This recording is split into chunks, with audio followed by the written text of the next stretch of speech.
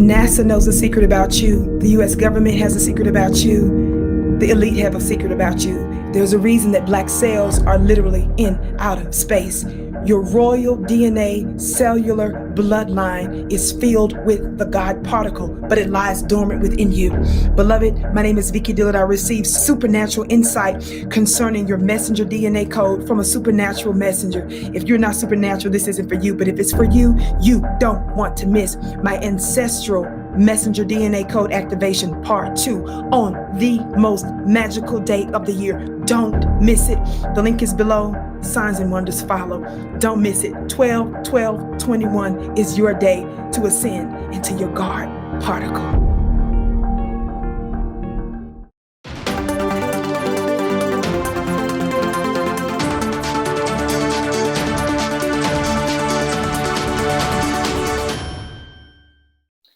Sanibonani, unjani, makadini. Welcome back. Hello to another broadcast of the African Diaspora News Channel with me, your host, Maritawana Dhliwayo. Now, unfortunately, we have another story of the Chinese infiltrating another area of Zimbabwe for mining. Now, this is the third biggest city in the country, which is Mutare, and it is said that a Chinese company going by the name of Freestone Mines, and the Mutare City Council have, been in squabbles with the residents after the company started mining for quarry stone on the deforested Dangamvura Mountain, which is in an area in Mutare, without going through an environmental impact assessment, which is usually done before you can start mining in a particular area. Now, the mountain is under the local council's land and is known as stand number 13415 Mutare Township. This is the Eastern Border Cities Authorities have now leased the stand to this Chinese mining company to conduct its quarry stone mining. Yet, the development has not been received well by many people in the area who are questioning the local council officials to disclose information on the mining operations at Dangamvura Mountain without their knowledge. And the Mutare City Council then stated that they were forced to release a statement. They released a statement to dismiss the Chinese miners' operations and confirm it had failed to produce the actual evidence of carrying out the required environmental impact assessment before beginning the operations. The part of the statement actually said that it has come to the attention of council that the investor had started preparatory work for commencement of operations.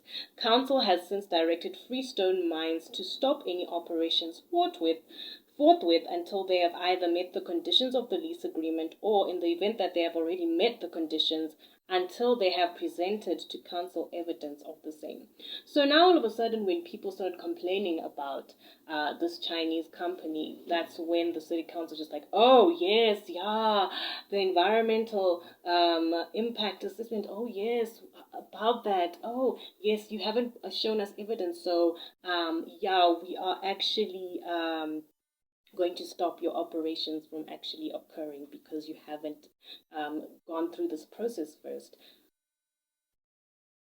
Does that not sound fishy to y'all? That,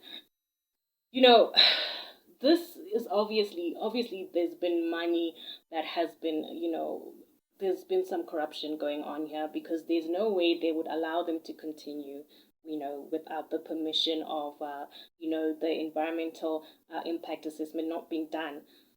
There's obviously been some corruption going on here.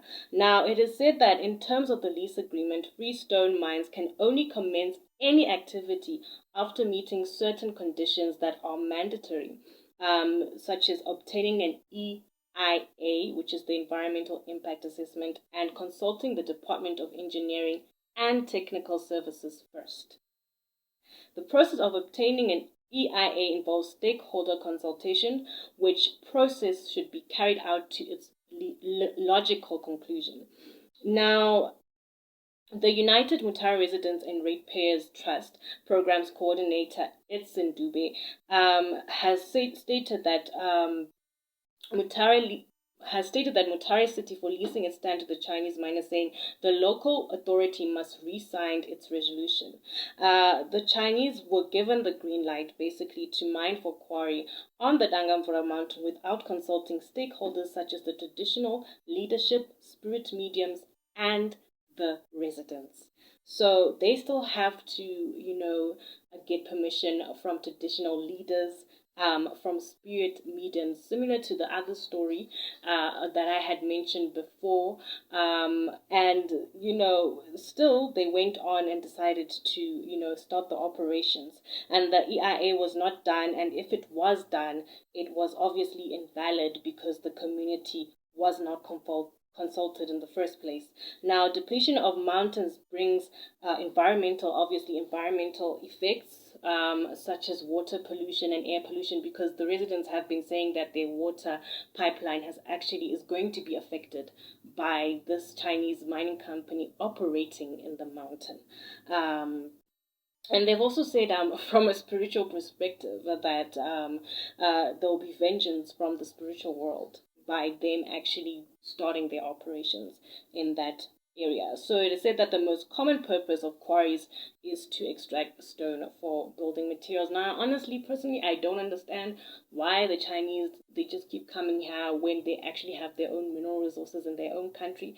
Yes, fine, their population, they just have a huge overpopulation of people, but I find that they can still find a solution to the numbers, like there's so many numbers of people that live in that country. I'm sure they can find a solution as to reduce the population and, just stay in their country and, make something of themselves in their own country rather than coming here and benefiting from resources that actually technically don't belong to them.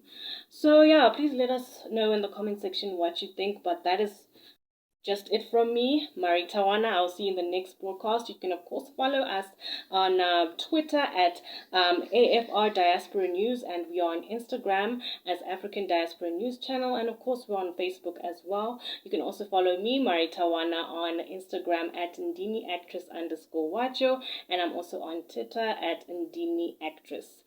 From me, it's bye for now. Cheers.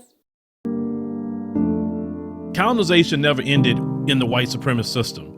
And as we see today, the colonization is in the mind. Now, those who have been enslaved and those who have been colonized, we're still dealing with the remnants of that through the colonization of the mind. Pick up my book, 7 Steps to Decolonize the Mind, and we will help deprogram you from the colonization that was put upon you by generations and generations of white supremacy. You can pick it up today on Amazon.com.